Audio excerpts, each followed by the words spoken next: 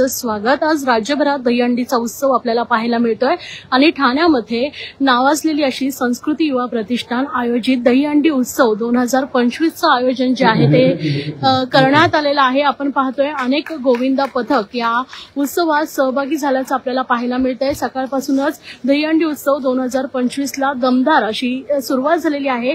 ठाण्यातील वर्तक नगर येथे संस्कृती युवा प्रतिष्ठान परिवहन मंत्री आमदार प्रताप सरनाईक आणि युवा सेनेचे कार्याध्यक्ष पूर्वेश सरनाईक यांच्या माध्यमातून या दहीहंडी उत्सवाचं आयोजन करण्यात येतं आणि अनेक गोविंदा पथक या ठिकाणी सहभागी होत सलामी देत असतात। मात्र थोड्या वेळापूर्वीच आर्यन्स गोविंदा पथक असेल, त्याचबरोबर कोकण नगर गोविंदा पथक असेल यांनी 9 थर लावून या ठिकाणी सलामी दिलेली आहे। मात्र आता कोकण नगर गोविंदा पथक जे आहे ते विश्वविक्रम मोडण्यासाठी सज्ज झालेलं आहे आणि अनेक गोविंदा पथक जे आहेत ते देखील या ठिकाणी सहभागी झाल्याचं आपल्याला पाहायला मिळत आहे। 9वा थर या ठिकाणी रचण्यात आलेला आहे आणि 10 थर लावत कोकण नगर गोविंदा पथकाने जे आहे तो विश्वविक्रम मोडल्याचं आपण पाहतोय।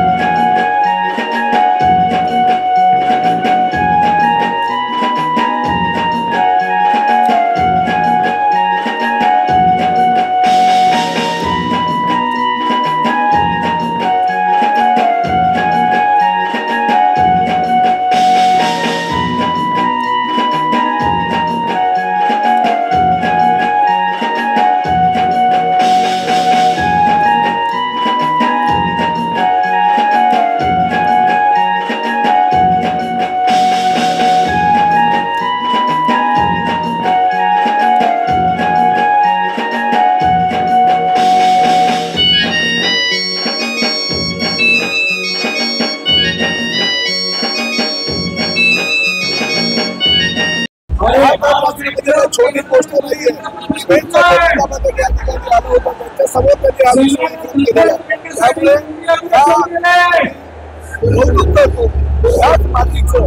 मातीमध्ये 2012 साली 9 थर रचले गेले होते आणि याच मातीला 10 थर रचले गेले सुद्धा हटकारणे अशा पद्धतीचं काम या मी सांगतो। मला अनेकांनी विचारलं हे कोकण नगर पथक आणि आर्यन्सला तुम्ही एवढं पुढे का करताय। मी सगळ्यांनी एवढं सांगितलं की शेवटी गोविंदा कोणाचा नसतो, गोविंदा हा उत्सव जो आहे तो गोविंदाचा आहे, गोविंदा सगळ्यांचा आहे। आणि आज माझ्या या गोविंदांनी मला दिलेला शब्द पूर्ण केला।